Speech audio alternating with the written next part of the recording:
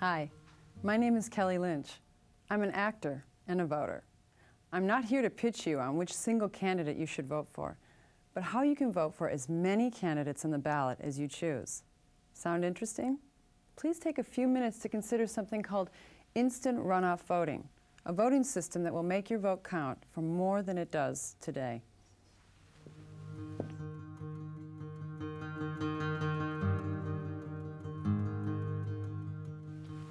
Thomas Jefferson once expressed a hope that the United States would be a laboratory for democracy. However, it's too easy to become a museum for democracy, hanging on to old election rules even when there are newer or better methods of voting. Most of the time, we still elect people using the old plurality system. Whoever gets the most votes wins. But this system has some real problems. First, it can be really unfair.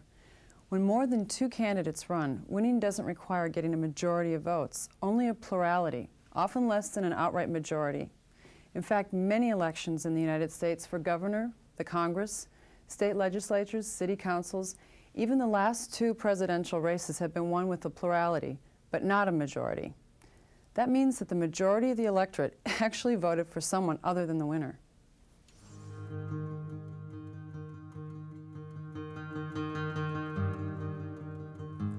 The second problem with plurality elections is cost.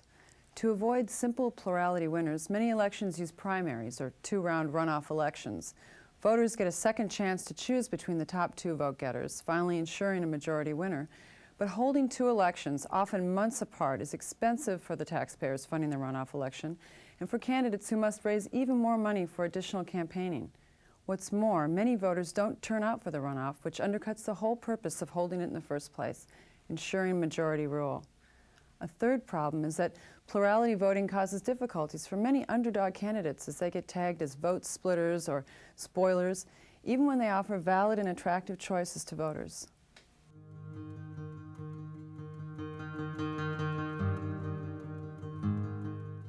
Instant runoff voting, or IRV, is a sensible, fair alternative to the old method.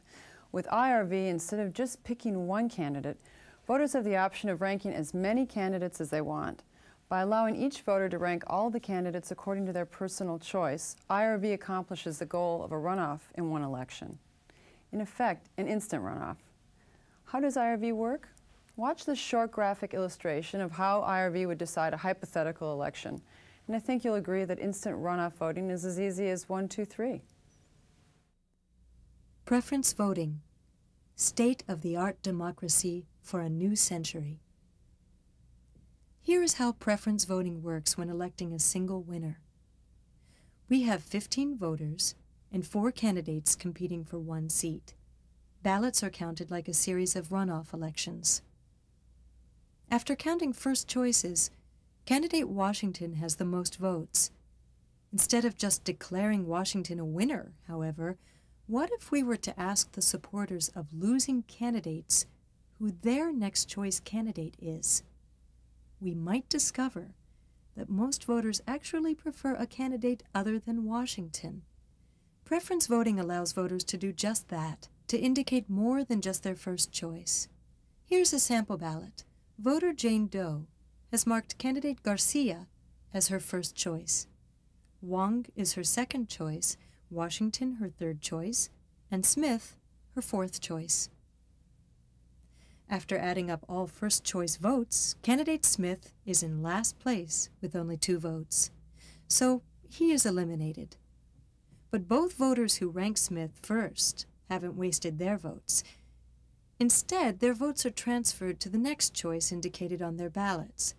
One voter prefers Garcia as his second-choice candidate.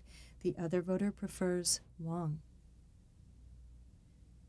After transferring these votes, there is still no candidate with the majority of votes.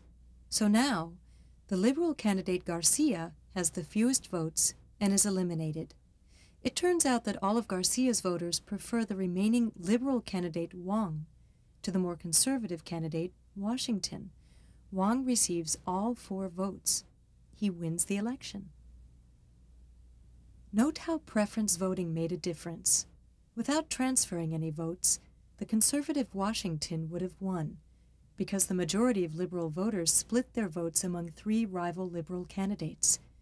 But with preference voting, voters express their true preferences without settling for the lesser of 2 evils or worrying that their candidate was a spoiler. Even though Washington won 6 first-choice votes, her conservative base of support was narrow. Most supporters of the other 2 candidates ranked the more liberal Wong ahead of Washington. Jane Doe, for example, ranked Garcia first and Wong second. After Garcia lost, Jane's vote helped give Wong a majority. Wong had more support than Washington among all voters and won the election, as is only fair. That's how we elect a single winner with preference voting. So that's how instant runoff voting works. Besides being fair and cost-effective, IRV has other advantages. It will encourage positive campaigning because candidates are going to be courting second and third choice votes. IRV eliminates the concept of the spoiler, and most importantly, by actually adding value to an individual's ballot, IRV should increase voter interest. For these reasons, several states and cities are now debating legislation on instant runoff voting.